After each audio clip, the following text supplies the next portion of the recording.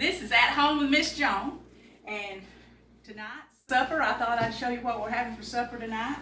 And I just made a few oven pork chops. That's nothing but the shake and bake. You people know how to do that.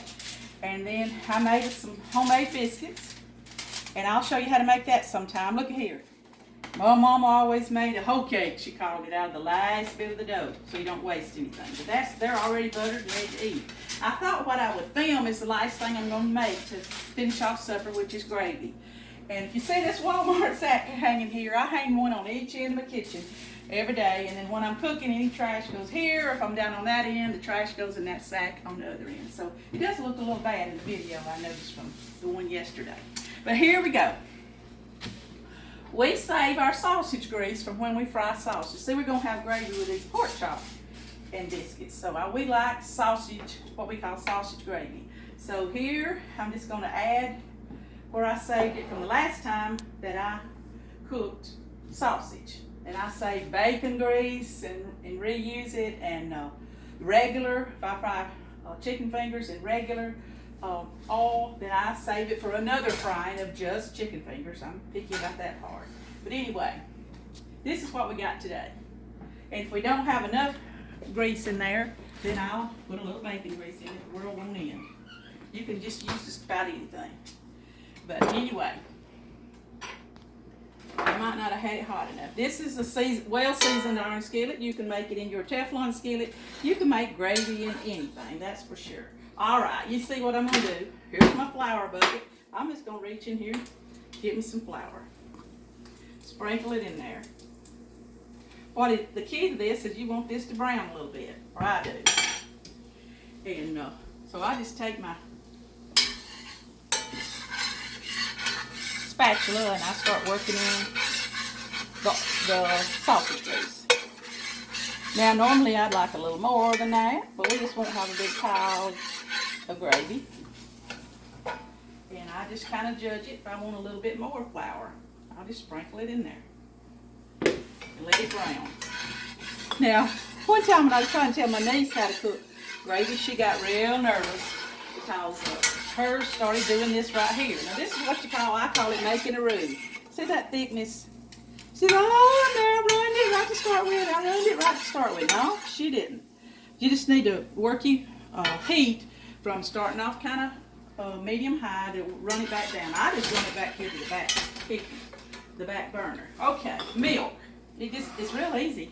It's flour, grease of some kind, and flour, and milk.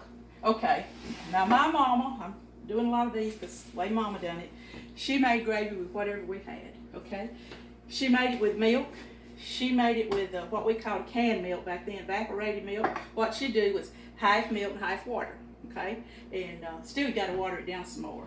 And she'd even use powdered milk, okay? So you can make gravy with whatever you got. Don't think that you can't. Alrighty. So I'm gonna pull this back on here, and I'm gonna add some, today I'm going to just use this evaporated milk because the can was open. Now it's going to start sizzling, but this is half and half. It's got some water in it, okay? And then I'm going to work my grease right back up. That looks awful. Don't it look just awful? Well, you just hang on a minute, okay? We're working on it. It won't take but just a few minutes to get it going. And then I'm going to reach right over here past my camera lady and look for my salt and pepper. And I'll start working on it while it's thickening up. We eat this gravy all the time. It's real good. But this evening, I thought we just need some homemade biscuits and gravy. Well, look at it. See there? How it's coming up. See the thickness of it?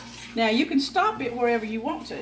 And the key to what I call stopping it is that's when you got to start adding some water. Because it'll get too thick. I'll just keep going and I'll show you. My mama could stir this off in just a minute. Look at there how it turned from that almost looked like it was burning a few minutes ago, which was I call making a thick roux, until creamy gravy, okay? Here it is. Salt it, pepper it, turn your heat down. And if it's not the thickness that you want, just add a little water if you think it's too. Work your lumps out, watch me, see?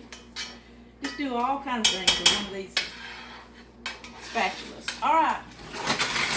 there is a big skillet of gravy for a preacher to have over with his pork chops and his homemade biscuits. And he likes his biscuits thin. I want you to just look. Look how thin they are. He don't want that white puffy stuff in the middle.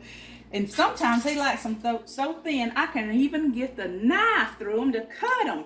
And he'll say, oh, they're good. I like them thin and crunchy. I like them thin and crunchy. Well, I like them a little more puffier than that.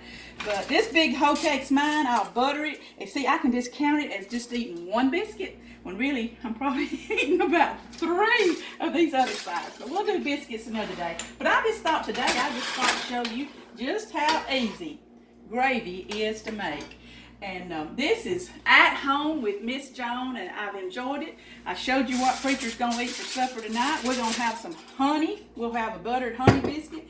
I'm going to slice these little tomatoes in half because I love tomatoes with my gravy biscuit. Okay, thank you so much for tuning in at home.